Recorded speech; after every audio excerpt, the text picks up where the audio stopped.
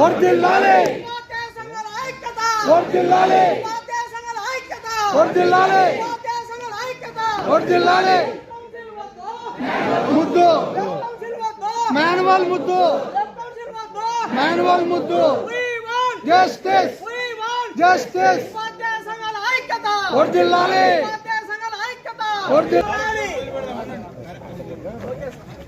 Meeting దాదాపుగా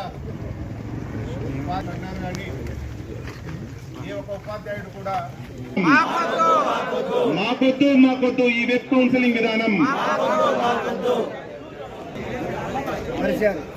ఇచ్చిన హామీ మేరకు మాన్యువల్ కౌన్సిలింగ్ విధానాన్ని ఇచ్చిన ఉపాధ్యాయ బదిలీల సమస్యల పట్ల విద్యాశాఖ మంత్రి వెంటనే ఉపాధ్యాయ సమస్యల పట్ల విద్యాశాఖ మంత్రి వెంటనే స్పందించాలి విద్యాశాఖ మంత్రి వెంటనే స్పందించాలి విద్యాశాఖ మంత్రి వెంటనే కమిషనర్ గారు ఇచ్చిన హామీ మేరకు మాన్యువల్ కౌన్సిలింగ్ విధానాన్ని దయచేసి ముందుకు రండి.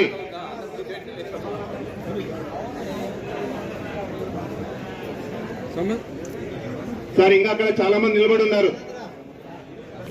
సంబంధించి మీకు ఎప్పుడైతే మాన్యువల్ కౌన్సిలింగ్ వస్తుందో మాన్యువల్ కౌన్సిలింగ్ విధానంలో బ్లాక్ కేసు అవకాశం ఉండదు. కనుక మనకు కావాల్సిన మన ప్లేస్ కోరుకోవచ్చు. దానికి సంబంధించి మన డిఓ ఆఫీస్ స్టాఫ్ కూడా చెప్పారు, మీరు మాన్యువల్ చేస్తున్నారంటే బ్లాక్ కేసుకు సంబంధించి మెయింటైన్ చేయడం.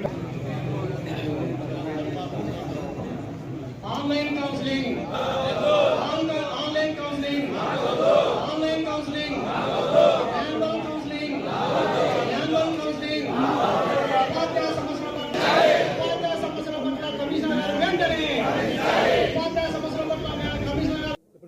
ఉపాధ్యాయ సంఘాల ఐక్య వేదిక కర్నూలు జిల్లా సెకండ్ గ్రేడ్ ఉపాధ్యాయులకి మాన్యువల్ కౌన్సిలింగ్లోనే బదిలీలు జరగాలని, ఆన్లైన్ కౌన్సిలింగ్లో బదిలీలు వద్దని చెప్పేసి డైరెక్టర్ గారికి మేము పలుమార్లు జరిగినటువంటి సమావేశాల్లో విన్నవించడం జరిగింది.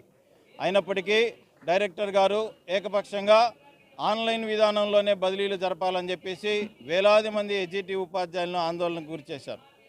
డైరెక్టర్ గారు జరుగుతున్నటువంటి సమావేశాల్లో చెప్పింది ఏంటంటే ఉపాధ్యాయ సంఘాల నిర్ణయం మేరకు బదిలీల కౌన్సిలింగ్ జరుపుతామన్నారు. ఏ ఒక్క ఉపాధ్యాయ సంఘం కూడా ఆన్లైన్ విధానంలో బదిలీలు జరపమని చెప్పనప్పటికీ ఈరోజు మాన్యువల్ విధానంలో బదిలీలు జరపకపోవడం పట్ల మేము ఆందోళన చెందుతున్నాం.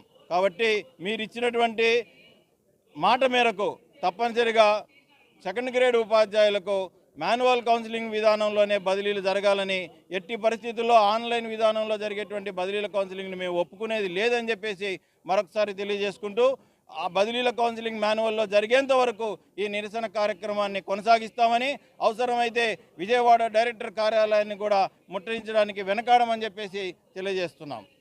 గజ్జల అప్లై 3500 మంది, దాంట్లో 1150 మంది కంపల్సరీ వేకెన్సీ 8 ఇయర్స్, ఆ తర్వాత 1300 మంది రిక్వెస్ట్ ట్రాన్స్ఫర్, డిఎస్సి రాబోయేటువంటి వేకెన్సీస్ 1600, మొత్తం కలిపితే 3500 వేకెన్సీస్కి ఒక్క టీచరు ఆప్షన్స్ ఎట్లా ఇవ్వగలడు?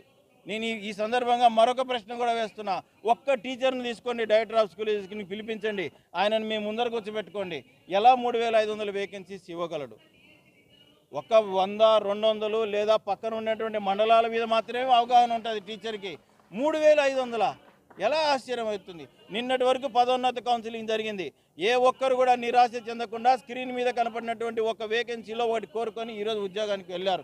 మాకు అవకాశం ఇవ్వండి, మేము కూడా బదిలీల మాన్యువల్ కౌన్సిలింగ్లో పాల్గొంటాం. స్క్రీన్ మీద కనపడేటువంటి వేకెన్సీని ఒక్కటి కోరుకొని ఈరోజు ఉద్యోగానికి బదిలీ పొందడానికి మేము సిద్ధంగా ఉన్నాము.